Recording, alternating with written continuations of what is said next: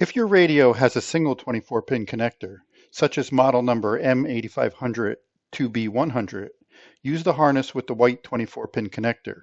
You are good to go. If your radio has a single 36-pin connector, such as model number 96190-0W000 or other similar models listed, use the harness with the single black 36-pin connector.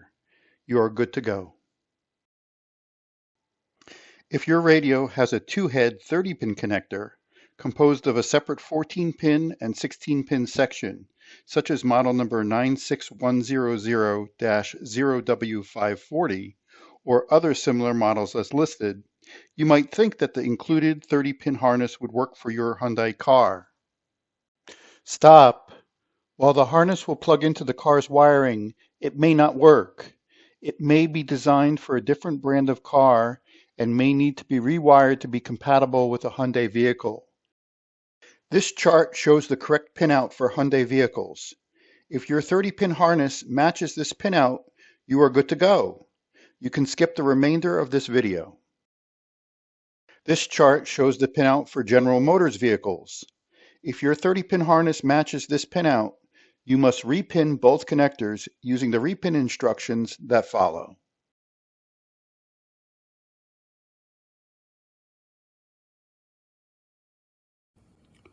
All right, since so many wires have to be moved, have their positions moved in the connectors, I think my strategy is going to be to remove all the wires except for the ones that are correct, which means removing 11 wires from the connector.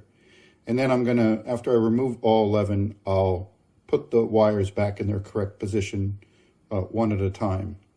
Now, as you can see from looking at this connector, that each pin has a square hole above it or below it. And in order to release the pin from the connector, you need to put a tiny little pin release tool in the square rectangular hole above the pin.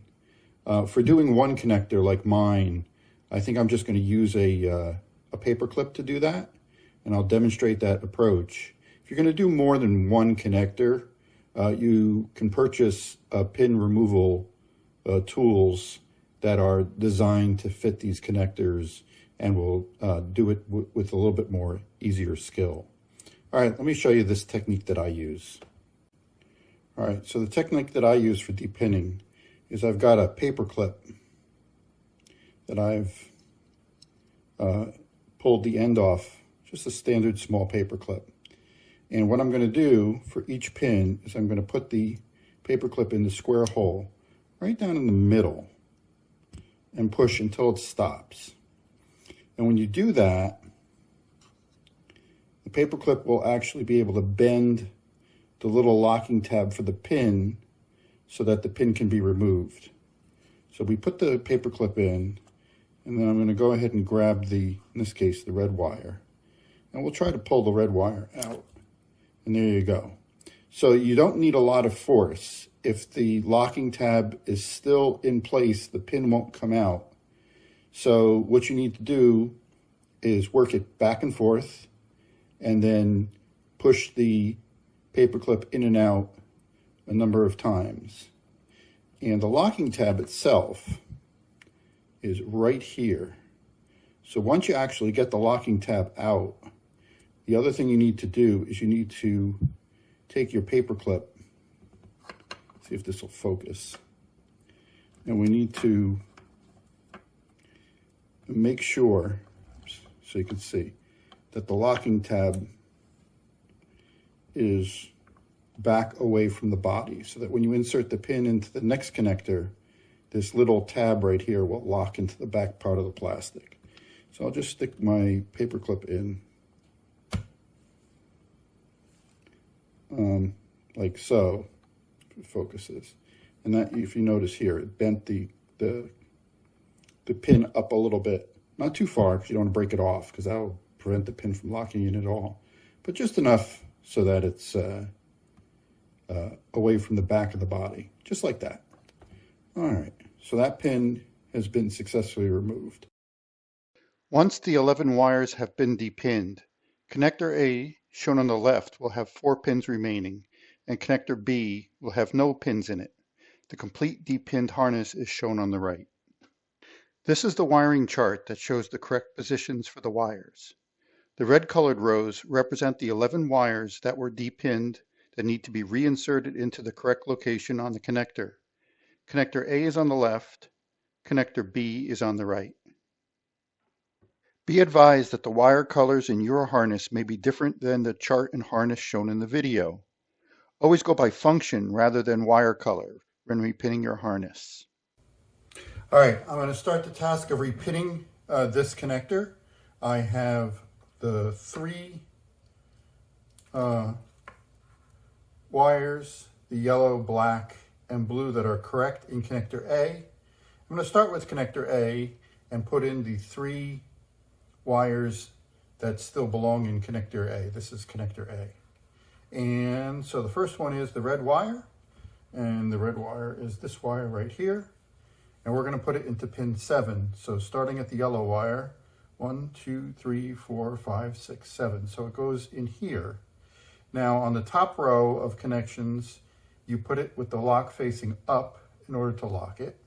And if you were working on the bottom row, the locks face downwards towards the outside. So for this red wire, we'll go ahead and put it in the end connection. We'll push it in until it clicks. So you'll hear a click. Okay. And then once you've got it clicked, if you try to pull it back out, it'll resist you. So that's the red wire going into connector A, pin 7. And then the next one I need to do is the illumination wire, which is orange wire, goes into connector A, pin 4. So this is our orange wire. And this goes into pin 4. Again, lock faces up. 1, 2, 3, 4. Till it clicks. And that's that one. And then our last one that we need to do is our steering wheel key.